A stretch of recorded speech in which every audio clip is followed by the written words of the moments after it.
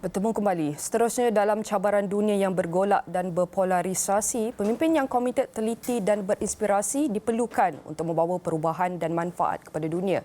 Juruserta Forum Ekonomi Dunia telah mengumumkan senarai Young Global Leaders YGL bagi tahun 2023 berangkumi hampir 100 pemimpin politik, usahawan, penyelidik dan aktivis ternama dari seluruh dunia. Turut berada dalam senarai ialah bekas Ketua Penerangan UMNO dan Naib Ketua Pergerakan Pemuda UMNO Syahril Sufian Hamdan dan Setiausaha Agung Parti Ikatan Demokratik Malaysia Muda Amira Aisyah Abdul Aziz. Sebagai sebahagian daripada program pembangunan kepimpinan selama 3 tahun, YGL akan mempunyai akses kepada pelbagai kursus pendidikan eksekutif, pembelajaran dan peluang untuk bekerjasama dengan rakan sebaya, membantu mereka mencapai matlamat dan memberi impak yang lebih ketara kepada masyarakat. Nicole Schwab, ahli Lembaga Forum Pemimpin Global Muda berkata, kehadiran pemimpin-pemimpin baru ini amat dialu-alukan dengan matlamat utama membawa dunia yang lebih baik dengan kerjasama, perkongsian dan kepimpinan yang lebih kritikal berbanding sebelum ini. Sejak penubuhannya pada 2004, Forum of Young Global Leaders hari ini memiliki lebih 1,400 ahli dan alumni dari lebih 120 buah negara. Firma Penyelidikan Ekonomi Juwai IQI menjangkakan harga kediaman di seluruh Malaysia mencatat kenaikan sebanyak 5% pada tahun ini. Pengasas bersama dan Ketua Pegawai Eksekutif Kashaf Ansari berkata, pada tahun lalu pasaran kediaman menunjukkan tanda pemulihan dengan pembeli melengkapkan 243,190 transaksi bernilai 94.28 bilion ringgit, iaitu peningkatan 22.3% dalam jumlah dan 22.6% dari segi nilai. Beliau berkata kondominium dan apartmen mendominasi pelancaran baharu, menguasai 45% daripada jumlah keseluruhan, diikuti rumah teres pada 42.2%. Pihaknya percaya penyusutan kediaman tidak terjual dan pertumbuhan pelancaran serta transaksi projek baharu pada tahun 2022 mencadangkan sentimen pembeli bertambah baik.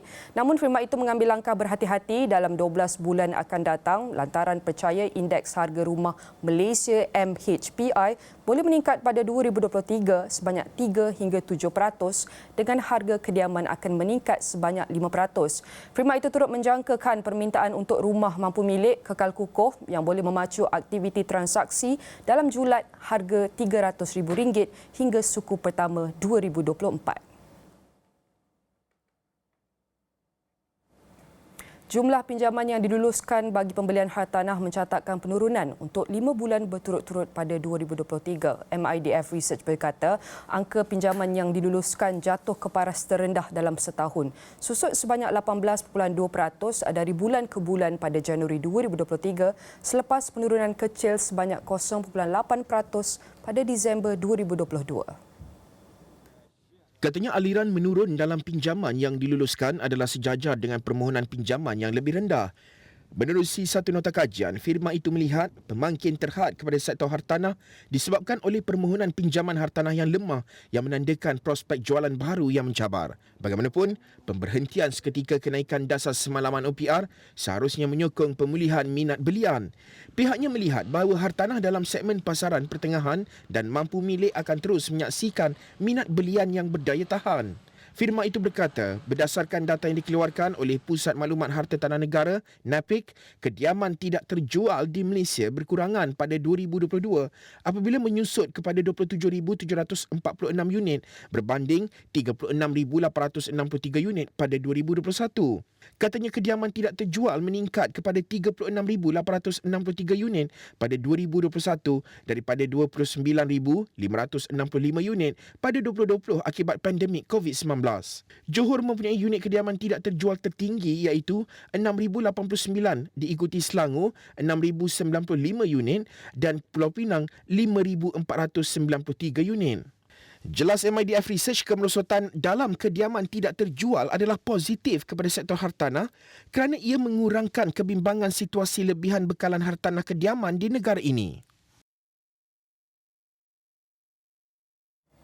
Seterusnya, Hak Khazanah Nasional berhad melancarkan sebuah inisiatif di bawah dana impak dikenali sebagai Future Malaysia Program yang menyasarkan pelaburan awal kira-kira 180 juta ringgit melalui kerjasama dengan pengurus modal teroka tempatan dan antarabangsa terkemuka serta program usaha sama korporat berpusat di Malaysia. Selaras dengan usaha ini, Khazanah mengumumkan kerjasama dengan Dana Modal Teroka, Gobi Partners, pengurus modal teroka Pan Asia dan 500 Global, pengurus modal teroka antarabangsa. Kedua-duanya adalah antara pengurus modal teroka paling aktif dengan rekod prestasi pelaburan yang meluas dan kepakaran untuk penciptaan nilai di Malaysia. Jejak antarabangsa dan rangkaian mereka bertindak sebagai penghubung kepada kumpulan dana teroka serantau untuk melabur dalam syarikat Malaysia dan bagi syarikat pemula Malaysia untuk berkembang di peringkat antarabangsa dengan jangkaan untuk menjadi juara serantau. Pengarah urusan khazanah, Datuk Amirul Faisal Wan Zahir berkata, pihaknya bermula dengan ekosistem pemula yang merupakan sumber utama bidang keusahawanan, pekerjaan, inovasi dan pelaburan untuk negara.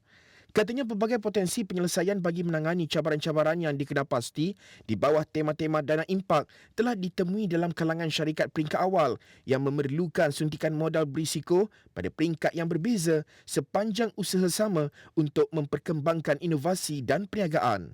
Melalui perempuan terhadap dua tema dana impak iaitu masyarakat digital dan hub teknologi dan persaingan di pasaran global, Future Malaysia Program dapat memantapkan usaha khazanah dalam menemukan dan mengasah potensi para usahawan permulaan dan syarikat-syarikat pemula melalui penyediaan sokongan strategik yang diperlukan untuk berkembang.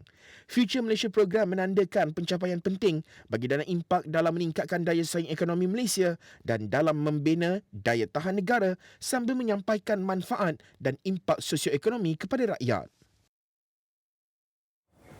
Anak syarikat milik penuh pelaburan Mara Berhad, PNB Investment Berhad, memenangi Best Malaysia Large Cap Equity Syariah Fund di anugerah Dana Morningstar Malaysia 2023 untuk dana di bawah pengurusannya PNB Syariah Tactical Fund PNB STF. Ketua Pegawai Eksekutif Kumpulan Pelaburan Mara, Mazir Othman berkata ia merupakan pengiktirafan berdasaskan merit kepada pengurus dana dan syarikat mereka. Beliau menegaskan antara strategi yang digunakan termasuk peruntukan aset taktikal jangka panjang ditambah dengan fleksibiliti untuk mengimbangi semula peruntukan antara kelas aset berbeza bagi ekuiti patuh syariah dan sekuriti berkaitan ekuiti. Strategi ini berfungsi terutamanya semasa ketidaktentuan pasaran dan pada masa sama memberikan petunjuk berharga dalam mengendali dan mengatasi ketidakstabilan pasaran jangka pendek. Dalam pada itu, Mazir berkata, 2023 dijangka menjadi tahun yang paling mencabar di tengah-tengah kemelesetan di seluruh dunia. PNB Syariah Tactical Fund menawarkan para pelabur peluang untuk mencapai pertumbuhan modal jangka sederhana hingga panjang dengan melabur dalam mana-mana 50 saham patuh syariah terbesar daripada segi permodalan pasaran yang tersenarai di Bursa Malaysia. Untuk rekod, PNB Syariah Tactical Fund mencatatkan pulangan 27% untuk tempoh 5 tahun yang berakhir pada 28 Februari 2023. Manakala pulangan bagi 3 tahun pula adalah 46% untuk tempoh 3 tahun dan pulangan bagi 1 tahun pula hanya 10%, masing-masing berakhir pada 28 Februari 2023.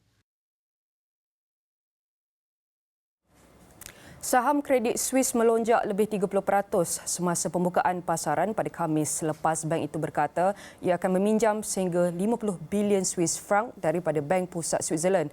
Pemberi pinjaman itu mengumumkan pada Rabu bahawa ia memilih untuk meminjam daripada Bank Pusat Switzerland di bawah kemudahan pinjaman dilindungi dan kemudahan mudah tunai jangka pendek.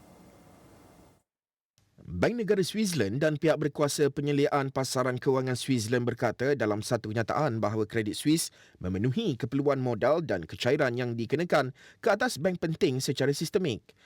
Kredit Swiss juga menawarkan untuk membeli balik hutang bernilai kira-kira 3 bilion franc berkaitan dengan 10 sekuriti hutang dalam denominasi dolar dan 4 sekuriti hutang berdenominasi euro. Ketua Pegawai Eksekutif Kredit Swiss, Ulrich Korner, dalam kenyataan pada Khamis berkata, langkah-langkah ini menunjukkan tindakan tegas untuk mengukuhkan Kredit Swiss sambil pihaknya meneruskan transformasi strategik untuk menyampaikan nilai kepada pelanggan dan pihak berkepentingan lain. Saham Credit Suisse, bank kedua terbesar di Switzerland, mula merosot pada awal minggu ini bersama-sama dengan banyak bank Eropah yang lain berikutan kebimbangan penularan susulan kejatuhan Silicon Valley Bank. Kerugian bank Switzerland itu semakin teruk pada Selasa selepas ia mengumumkan dalam laporan tahunannya yang tertangguh bahawa kelemahan utama telah ditemui dalam laporan kewangannya pada 2021 dan 2022 walaupun ia berkata ini tidak menjejaskan ketepatan penyata kewangan bank. Saham Credit Suisse menjunam ke paras terendah sepanjang masa untuk hari kedua berturut-turut pada Rabu selepas pelaburnya Bank Negara Saudi berkata ia tidak akan mengeluarkan wang tunai lagi kerana sekatan peraturan.